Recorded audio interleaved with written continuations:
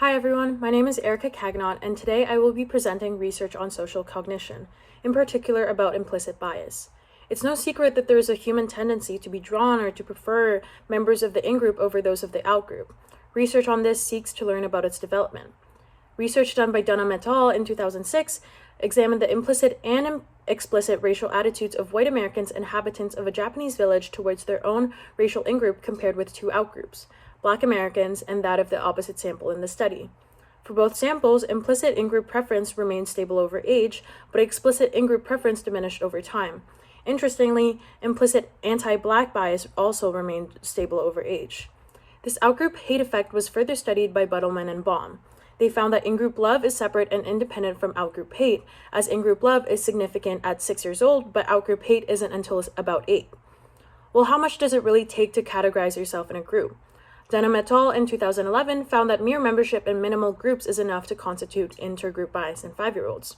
One mechanism proposed to determine group membership is the like me framework proposed by Meltzoff to be the foundation rather than the outcome of social cognition. As young as infancy, humans recognize similarities between their own acts and those of others. This points to actions and behaviors as a factor to contribute to in-group bias. There's undoubtedly much more to explain in-group bias. So let's touch back to Dunham et al.'s 2006 study and focus on the factor of race, which goes beyond actions and behaviors and also examines appearance. Steele et al., building on Dunham et al.'s study, were interested in the implicit racial biases of people in two different cultural contexts. In the first study, which was conducted in Toronto, the sample included children from grades 1, 3, 4, and 5 who were minority South, East, and Southeast Asian children and Black children. Despite coming from diverse areas with a large Black population, the pro-white bias was consistent. In the second study, which was conducted in Bandar Seri Begawan in the country of Brunei, the sample included children and adult members of the majority Malay population and the Chinese minority. Here, the implicit pro-white bias was present as well, with it being greater for the adults compared to the children.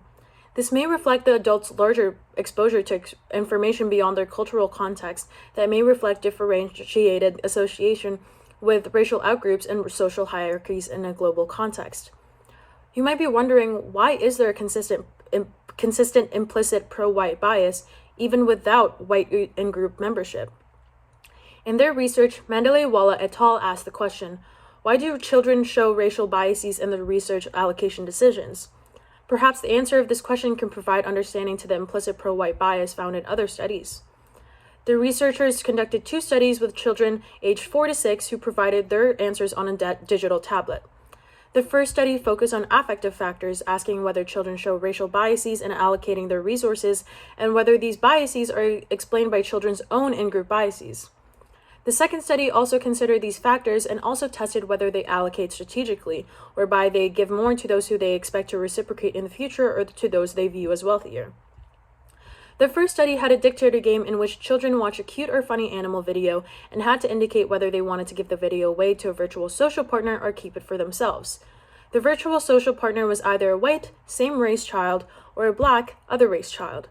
There was also a feelings thermometer to assess affective prejudice, where participants had to indicate how they felt towards their virtual social partner on a 4-point scale.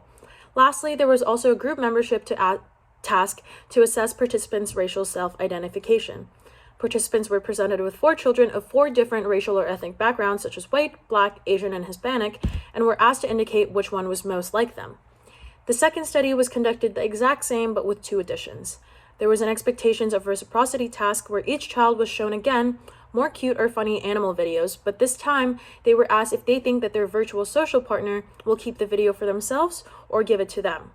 To measure racial stereotypes about wealth, the children were shown 2 pictures of 2 different houses, one being a poorer house and one being a richer house, and they had to indicate which child they thought that their Black or white virtual social partner lives in. Mandalay-Walla et al. Found that upon testing for all those measures, children's bias given to white children over Black children was related only to stereotypes about wealth.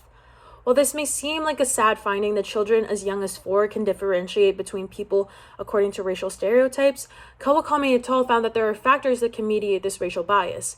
In-group and out-group categorization can be so strong, and one reason for that is perceived similarity with in-group members, so that you may expect to share fewer similarities with people from out-groups. Thus, the researchers asked, What is the influence of perceived interpersonal similarity on visual processing of same race and other race faces? They conducted 2 studies with white undergraduate populations. The first study was interested in the influence of perceived interpersonal similarity on visual processing of same race faces. Each participant completed a personality test, then an eye tracker test. In this eye tracker test, they were shown a spectrum of 4 different faces. Behind each face was a different color following a gradient. Participants were informed that the background color of the image indicated the degree of overlap between their responses on the survey and responses by the person depicted on the photograph, so that the order of faces followed from not at all like me to a lot like me. In actuality, however, this order was randomized. In the second study, the same procedures were followed, but of interest was the influence of perceived interpersonal similarity on visual processing of other race faces. So, half of the participants were randomly assigned to view the same set of images of white targets used in the first study, and the other half viewed a new set of images of black targets. What Kawakami et al. Found was that for both studies, when targets' responses on the personality survey were depicted as more overlapping with the participants' responses, they attended more to the eyes of these faces. This increased attention to the eyes was not accompanied by increased attention to all facial features. Therefore, perceived similarity may be able to mediate racial bias or stereotyping. So given that children can express an implicit racial bias from a young age due to their cultural environment, learn stereotypes, and perceived interpersonal similarity, I pose the question, what are the implicit racial biases of interracially adopted children? I hypothesize that interracially adopted Black children will demonstrate an implicit pro-white bias. The study will recruit interracially adopted Black children raised in white families ranging from ages 4 to 8. Like Steele et al. And Dunham et al. And other research on implicit bias, I will use the child-friendly implicit association test to measure participants' racial bias. After, the rest of the measures will be a replication of Mandalay-Walla et al.'s study. The study will be conducted via a digital tablet to keep the children engaged, and also to accommodate participants who cannot or may have troubles with reading and writing at their age.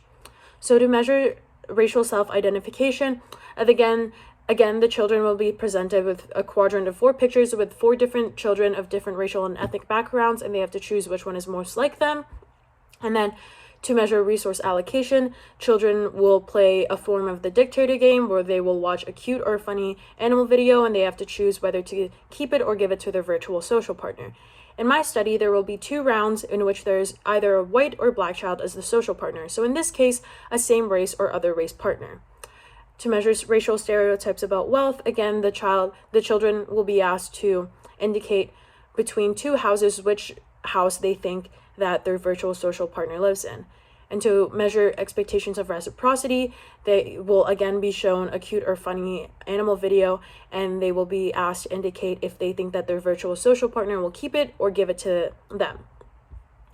Given that Dunham et al. And Steele et al. And Mandalay-Walla et al. Found a consistent implicit pro-white bias in their studies, I too predict that interracially adopted Black children will demonstrate a similar bias.